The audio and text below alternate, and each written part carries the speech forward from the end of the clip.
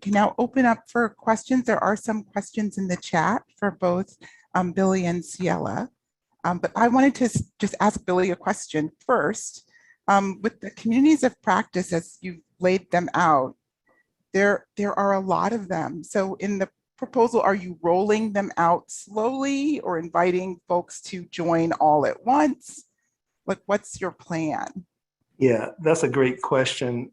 We know already we have too many specific topics lined up to roll out initially. We think the communities, though, you can participate in any of those communities from the beginning. But the thing that's going to attract you and keep you there would be what we have behind the walls to keep you engaged. And I think for those, it'll probably be 5 or 6 initially to get us going, to keep people engaged, and then build it out based on what we hear from the people coming in terms of what they need or watch how they're connecting. And so there'll be some metrics that we're watching behind the scenes to see how people connect and who they're connecting with to help us judge where we need more emphasis, things we might need better content, so on and so forth. Yeah. Thanks, Billy. And Ciela, thinking about the research that you've done over time, are there personality characteristics or skill sets that you think sort of conveners bring to communities of practice that can help them be more successful? It's a great question, and that relates to sort of what is a leader, who is a leader, which I've spent a lot of my career wondering about. I think the most important piece is passion, and that anyone can have. I think people follow other people when they care about something and they're passionate about it. So my recommendation for building large-scale change is make sure it's something that you care about and that you believe in, because then people will follow you. And you can learn the skills to lead. I mean, there's, of course, sets of skills, and those are well understood and well documented. But if you don't have the passion, it's hard to get people to follow you. And one of my favorite YouTube videos, which seems to always sort of pop up at different occasions, is this gentleman. Have you seen this before? This gentleman dancing. He's dancing at this concert. He's just in it. He's passionate about it. He's loving it. And then other people just start getting up and following him like he's the leader. And it's called How to Build a Movement is what the YouTube video is called. And I go back to that often, because that is how to build a movement, is to be fully in it and so engaged that other people can't help but follow you. Fantastic, thanks. I'm going to turn to the Q&A to find out what questions are there that folks have been asking. So the first question is, the Culture of Practice Resource Partnership will it be available to society members? Am I right that AGU Landing will host the resource, but who vets? Yeah, thank you. That's a great question. So the resources will be vetted through, so we have some expertise built in through our steering committee and advisory board in terms of what actually makes it through to be in the community itself. But yes, the answer to the first part, which is the most important, is yes, it's wide open. There's no, like I said earlier, there's no screening out. So we would invite any of you as individuals to join into the community of practice. If you see things there that you think, or if you think things are missing in terms of some community you would like to invite in, perhaps there could be a community even of folks who are part of this consortium. So it's wide open currently. And if you have some ideas on how we make this better, let us know. And I've already told Celia I want to consult with her because she knows stuff that certainly we don't know. We have experts dealing with us now to help us get this started, but based on her length of experience and some of the things she's recommended now, I see a lot of value in having her come talk to our team, talk to our cohort of leaders and others as we get started. So we're seeking input. Thanks, Billy. So then the next question is with regards to Landing being sustainable over the long term. Like, how do you envision maintaining financial support once the grant ends? Yeah, so we already have a strong interest from some other organizations in extending landing specifically to other communities. For example, there's a discussion in the way to extend landing specifically to a postdoctoral community, and with support to make that happen. So I'm pretty sure that one is going to happen. And so I think we're just primed to see how this will build out in the future. I'm concerned that we can't live off grants. We can't build sustainability on grants alone. So we do know that individuals are willing to pay if you have the right type of leadership academy, the right type of skills that you can guarantee people will walk away with. So I'm pretty confident that if we have success over the first 3 to 5 years and cohort members coming out of this, and they're not paying to participate now, that people will be willing, that institutions will be willing to sponsor members into the academy itself. And we think based on that sponsorship, it could help us sustain the broader community practice platform as well. I'm also optimistic that if it's viewed that this is having an impact, that ripple effect that Celia talked about, if we start seeing that happen, I'm convinced that other organizations, philanthropic organizations, will help us support and sustain this longer term. HU is committed. HU is putting a lot of its resources into it now, but yeah. So fingers crossed. My view is this is going to be around for a long, long time. Let's hope so. Yeah. Let's hope so.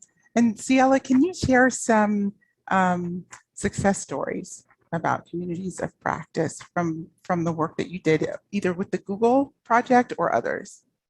Sure, happy to. So in particular around community practice for learning, which is what Billy's really speaking to from the individual level, but I've spent a lot of time looking at community practice for learning at sort of a collective level. One of the things that I've learned is actually that smaller is better. So when we think about community, we often think about large, and sometimes a small group of really passionate and dedicated people can make a lot of movement because you're not having to move a whole bunch of people. So in the work that I did at Google, we focused actually on much more about, for lack of a better word, synergy. Who are the right people to come together to advance an idea because they have passion, but also because they have a skill set that's complementary and they have personalities that can really gel together. Because what I've seen is that in group dynamics, at least, when we're trying to move something, oftentimes what gets in the way is the friction of the group. It's not the idea that's not good. So building that synergy, that skill set mix, that dynamism, that can help really advance the cause. Thanks. So Billy, Ciela was talking about sort of synergy at Google where folks sort of knew each other already. Yeah. For the AGU landing, these could very well be strangers coming together who've never met each other before. So what does success look like for you? Yeah, that's a great question, Shari. And we spent a lot of time thinking about that. It's more so in putting together that cohort that will go through the academy first. And I'll come back and just link that back to the broader community practice. But when we opened up the applications for cohort participants, we had over 80 applicants, and we advertised it was only going to be for 10 positions. We had overwhelming response of those 80 applicants, and when once we had screened it down, we still had 25 superly qualified individuals that we think these could be great people for the cohort. So at that point, we just started looking at not only what's the mix of people, but how will these people interact with each other? What do we think the dynamics might be? And so luckily we had a social psychologist with us as everyone went through an interview. So we didn't just trust our own judgment without talking to the people. Each one had an interview in the final stages. And we made some judgments and picked what we thought would be a strong group of people who would create some synergy with one another while also getting Yeah, go ahead. Can I also thank you, Bill? And I really like what you're saying here. One of the other things that I would offer is that I think there should be an opt-out period too, where you bring the people together and then you courteously give them the option. If this isn't working for you, if you are not gelling here, you let them opt out. And one of the things I don't think we often do enough is allow the opt-in. So we create the invitation, but we don't allow a gentle exit if it isn't working. That's a great, we hadn't even considered that. We thought that might be a kick out phase, but not an opt-out phase. Usually people, they know, and they'll if you offer a graceful exit, they'll take it. It's the famous Zappos example, right? Where they would pay you to leave after 90 days or something if the culture wasn't a fit for you. I like that. I like that. So yeah, and so that opt-out phase will be great. I'm going to take that back to the team. I'm also going to take your name, as I've already had, back to the team, so we can talk more to you. But the other part is, as we talk about the broader community of practice, I think there's it's more individualized. I mean, you're in a community if you're learning something, you're learning together, but it's not as intense. It's not as intensely personal as the cohort academy participants. So I anticipate that will not be as much of a challenge as long as the ambassador who's leading the group has the power and the passion to bring people in. I'm optimistic, but I say, Shari, let's keep in touch, because we have a lot we're going to learn, that we will learn over the next 9 to 12 months on this. That's excellent. That's great. Building partnerships in real time. Yes. So Sean has a question that he's going to answer for us now. Sorry, Shari, I think that was actually just a comment that I was going to put into the chat for attendees to see. But I'll take this moment to see if there are any other questions, to please go ahead and add those to the Q&A now before we move on with the rest of our program. But would love to see if there are any other questions from attendees for Dr. Hartanov and Billy. If there's some questions in the Q&A we have not addressed, or those things that you're going to pull up to us, or are we supposed to go in and answer them? You all have actually, and Shari's done a great job of lifting up the questions that we've gotten from the audience, and you all have answered a few others as well. So we'll just see if there are any other additional questions, and then if not, we may transition to a short break before our next session. Yeah, I saw one question that maybe we should pull it up, about shared resources, about some group that has an active DI program. They have a library of resources, and could we possibly share content? Because we have a tagging system that we're soliciting more resources, and I know you probably have a tagging system for your own. And I would say absolutely yes. Let's talk more about that. In fact, we have a discussion underway already, and a plan in progress for another organization who's represented here for the ARC network, or Heather Metcalf and her organization. We're in discussion now about the library that they have. How can they share some of those resources back with us, and how can we share some of the resources we're developing back into their library and use a common tagging system? We're not competing in this space. Well, we're competing with any of you. So if you have a DEI resource library and you want to engage with us in sharing us some of the content you have that you think is very engaging, that we might be able to leverage, please let us know, and we'll do the same for you. So I think that's the type of partnerships we're looking for, and I think this could help change the thrust going forward across our whole STEM community. I imagine, Billy, not just resources in terms of publications or materials, but also individuals. Like excellent trainers would be another resource that folks could share.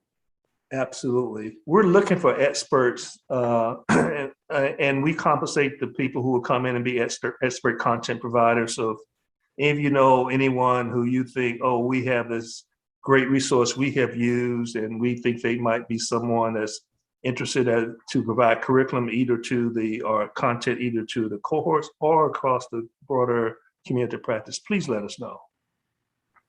And Ciela, it looks like were you about to say something before I ask the next question? Oh, I was just really resonating with that, with sharing and not reinventing the wheel, because there's so much learning content out there, and it's really not about creation, it's about the curation of it that makes the big difference when we're looking at a platform like this. Thank you. Yeah. Billy? Yeah, well, yes, and I use the term evidence-based. And as much as practical, we are using evidence-based, but I will also say we're using latest scholarly research. So that's what is being provided to us. Some of this, as was suggested, is emergent, but to the best of our capabilities, we're using both items that are evidence-based or latest scholarly research as we go forward. Okay, thank you. Thanks. Okay, this is the last question in the Q&A. Heather is asking what qualifications you're looking for in the community manager. Have you hired someone already? And this seems to be a big and challenging position. It is a big and challenging position. We have someone on board who is going through training. There's an organization that provides training for community managers. We have a community manager in another program at AGU, and so he's providing some tutorials and influence for us as well. So we believe we have that nailed, but again, stay tuned. And we are also currently seeking someone who can help us operate as a resource librarian, somebody who knows DEI space and help us with tagging and resourcing and all those items that is new territory for us. This is new territory for us, for me. AGU isn't known for its learning systems, but in the past, but I think you'll see us going there more heavily into the future. Okay, well, thank you both for this lively discussion. I'm so looking forward to continuing to check in with you, Billy, on how landing goes on. And Ciela is one of APA's advisors, so I get to see her often. I'm hoping